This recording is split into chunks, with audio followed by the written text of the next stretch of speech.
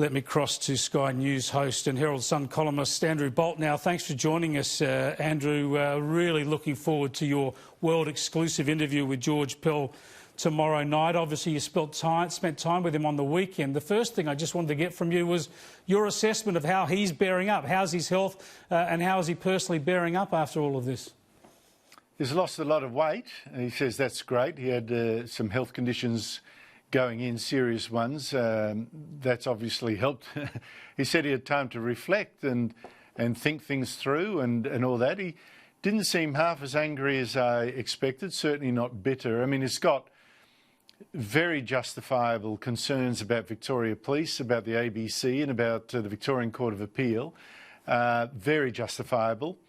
At one stage he was too angry to speak, but it was not about what had been done to him, but what the prosecution had done to two witnesses of impeccable integrity that spoke up for him. So these were two churchmen that had been made to sound like doddery old fools whose memory couldn't be relied upon. But on the whole, I thought he was pretty good. Although he was happiest when he was talking about biblical history and biblical texts than he was about what he'd gone through. The one sign, Chris, that I thought, you know, he's 78 and he didn't give much inclination. You'll hear it tomorrow night about what he'd like to do after this. And I'm thinking, well, maybe it's a bit too soon for wanting to jump on the horse straight away. We'll see. Yeah, Andrew, you stuck to your guns throughout this. You stuck to the facts. You stuck to a man you knew well, you do know well, and you were vilified for doing so. You must have been worried about where the legal process was going, and you must have felt vindicated with that finding, that judgment last week. Well, I don't know George Pell that well. I've probably met him half a dozen times in my life. For me, it really was about the facts, looking at the evidence. Was this credible? The massive pile-on, was that fair? And it wasn't, neither was. The facts weren't there and the treatment wasn't fair. It was a real pack mentality of the kind that I read about as a kid, as a cautionary tale when I read The Crucible and 12 Angry Men. Those were school texts. I wonder whether they should be reinstated now with an extra chapter devoted to what happened to George Pell. People acting so meanly, so viciously, that's the thing that really got me here. And every time, look, it was ugly and some of the people took the fight right to my front door. It was really ugly and distressing, and I thought if the High Court rules against him, I actually was rehearsing my resignation speech on Sky because I thought, I can't go on. I mean, I just, you know, this had...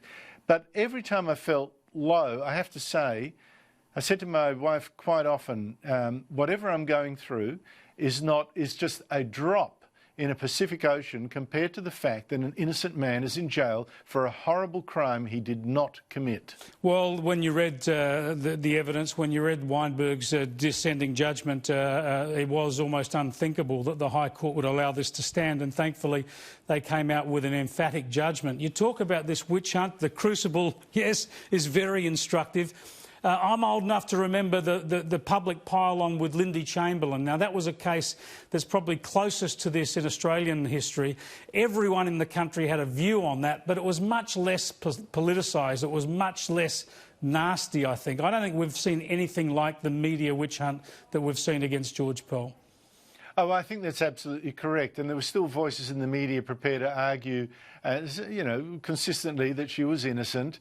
And look, being accused of murdering your own child or being accused of being a pedophile, either is equally horrible. You know, who's going to give a prize for what's the most horrible? They're both terrible.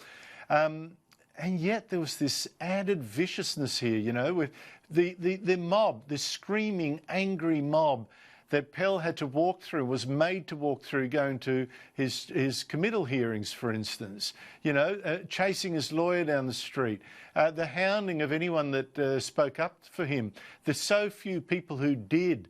People who know better and they didn't dare, and there are politicians who know that this was wrong and still do not dare speak. The viciousness is so profound. That's the trouble. People are intimidated from speaking out against this. I know you spoke to George Pell about the role of the ABC. You showed it in your program just an hour ago. Let's have a look at that exchange again. Does the ABC's role in your persecution concern you? Yes, it does, because, I mean, it's partly financed by Catholic taxes. I believe in free speech. I acknowledge the right of those who differ from me to state their views. But in a national broadcaster, to have an overwhelming presentation of one view and only one view, I think that's a betrayal of the national interest.